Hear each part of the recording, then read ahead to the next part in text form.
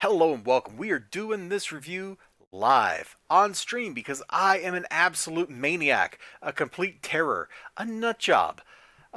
This is Johnny Quest #2 from Comico. We were just looking at the date on the inside cover here, 1986. This book cost a buck 50 in 1986 dollars, which today that would be something like $10. Did I get $10 worth of joy out of this book? Probably not. Just being honest, probably not.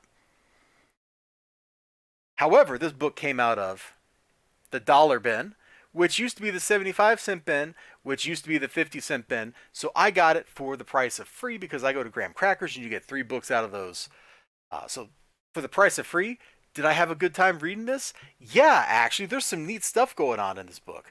There's also some really, really heavy stuff.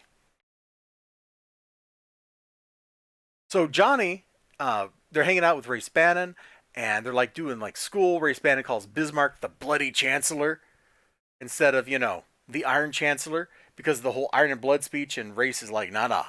Let me tell you the lowdown of this guy. But they're doing this at the beach, and then Jonny starts reminiscing. Starts reminiscing about his mom. And this is actually some really like heavy stuff because it's about his mom dying. Bro, it's about dude's mom dying. That's what the whole book is framed as.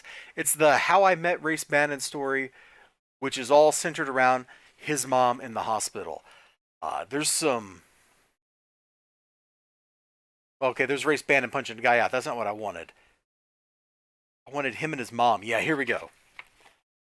Like, holy crap, guys. They wasn't pulling no punches here, dude. They were not pulling any freaking punches here with this story. Now, of course, you got this like heartfelt Johnny and his mom, Dr. Quest and his wife, like that kind of stuff going on. But at the same time, on the other page, Race Bannon is in a running gun battle with a dude. Well, it's only a gun battle because the dude has a gun. Race Bannon does not have a gun, but he goes full Ethan Hunt here, grabs a rope, jumps off the side of the building, swings through a freaking glass window, shatters the window with his body, lands, meets Johnny Quest, and then foils an evil scheme to kill everybody. Bro, this book was a wild ride. Like when we started out over here, and it was all this super heavy duty, uh, just stuff, deep relationship stuff. I was like, man, this book is a drag. Well, little did I realize all that stuff was just there to like give us this heavy backdrop so that Race Bannon could show up, become this like super impactful character, change their lives, save their lives, have a great time. It was actually a pretty good book. A little heavy, especially because I would imagine, the Johnny Quest market is supposed to be kind of kids. But then you look at like children's media, right? What is like a lot of the favorite children's media stuff out there, The Last Unicorn, Watership Down, Bridges to Terabithia. All those stories are super depressing. The Secret of Nim is a major downer. A Never Ending Story. Oh my lord. At least that was the case for children's media made before like the year 2000 or something.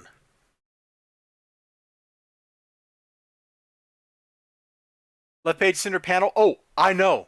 I know, dude. Here, we're gonna, since we're doing it live, I'm gonna read the chat.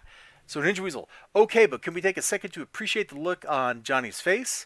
Left page, center right panel. It's great, dude. That's a great face.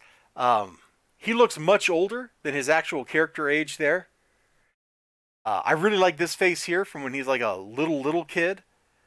Just that I'm having a great time. I'm a smug pirate captain. Mom's looking great. They're looking like they're having a great time together. The art in this book is actually really rock solid. Oh, let me show you the dude that Race Bannon beats up real quick. Oh, hey, there's the back cover. You know what? I didn't even look at the back cover. Let's look at this whole thing. There you go. So we got both plot points, action and mom. So yeah, Race Bannon breaks through the glass. I told you that. And then he has to stop a bad guy who is sneaking up on Dr. Quest. And what's the bad guy? He claims his name is Roger Bannon. Bum, bum, bum. Who is the real Race Bannon?